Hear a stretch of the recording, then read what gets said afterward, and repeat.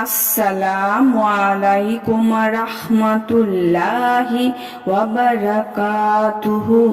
সুপ্রিয় সম্মানিত দর্শক ও শ্রোতা, আশা করি মহান রব্বুল আলামিনের দয়ায় আপনারা সকলেই ভালো আছেন।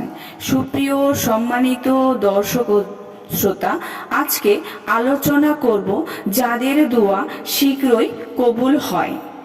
অনেকেই বলে থাকেন যে দোয়া কবুল হয় না, কিন্তু কিছু কিছু ব্যক্তির দোয়া দ্রুত কবুল হয়। বহু সংখ্যক হাদিস দ্বারা প্রমাণিত।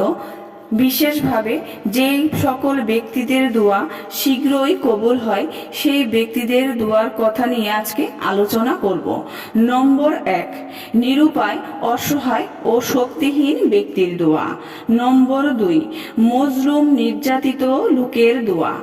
এক বর্ণনায় আছে হোক সে পাপী, হোক সে গুনাহগার, আরেক বর্ণনায় আছে হোক সে কাফের। নম্বর 3, পিতার দোয়া, সন্তান সন্ততিদের জন্য পিতার দোয়া দ্রুত কবুল হয়। 4 নম্বর, ন্যায় বিচারক শাসকের দোয়া, অর্থাৎ ন্যায় ও ইনসাফকারী খলিফা বা বাদশাহ কিংবা শাসনকর্তার দোয়া তাদের অধীনস্থ লোকদের জন্য। নম্বর 5, প্রত্যেক নেককার ব্যক্তির দোয়া।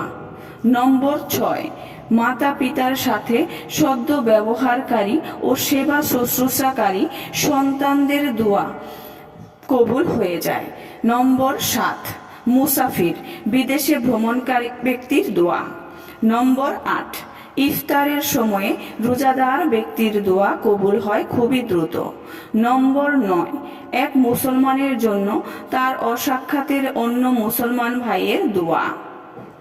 নম্বর 10, প্রত্যেক মুসলমানের দোয়া যদি না সে জুলুম, আত্মীয়তা ছিন্নকরণ বা বিনষ্টকরণ ইত্যাদির জন্য দোয়া করে, অথবা যদি না সে দোয়া আর মধ্যে নৈরাশ্য, হতাশা বা এই ধরনের অভিযোগ না করে, আমি দোয়া করেছিলাম কিন্তু তা কবুল হলো না। এক হাদিসে আছে আল্লাহ পাকের কিছু সংখ্যক জাহান্নামের আযাব থেকে মুক্ত এমন বান্দাও রয়েছে যাদের প্রত্যেকের দিন রাত্রির মধ্যে একটি করে দোয়া অবশ্যই কবুল হয়ে যায়। জামি মনসুরের এক বর্ণনায় আছে, সহিহ হাদিসের মতে হজ থেকে ঘরে প্রত্যাবর্তন না করা পর্যন্ত হাজির দোয়াও কবুল হয়ে যায়। সুপ্রিয় সম্মানিত দর্শক ও শ্রোতা, এই উপরিক্ত ব্যক্তিদের দোয়া সহজেই কবুল হয়ে যায়। সুপ্রিয় সম্মানিত দর্শক ও শ্রোতা, আশা করি ভিডিওটি ভালো লেগেছে। ভিডিওটি যদি ভালো লেগে থাকে অবশ্যই চ্যানেলটি সাবস্ক্রাইব করবেন, লাইক করবেন, কমেন্ট করবেন এবং বেশি করে শেয়ার করে দিবেন। সবাই ভালো থাকবেন। আল্লাহ হাফেজ।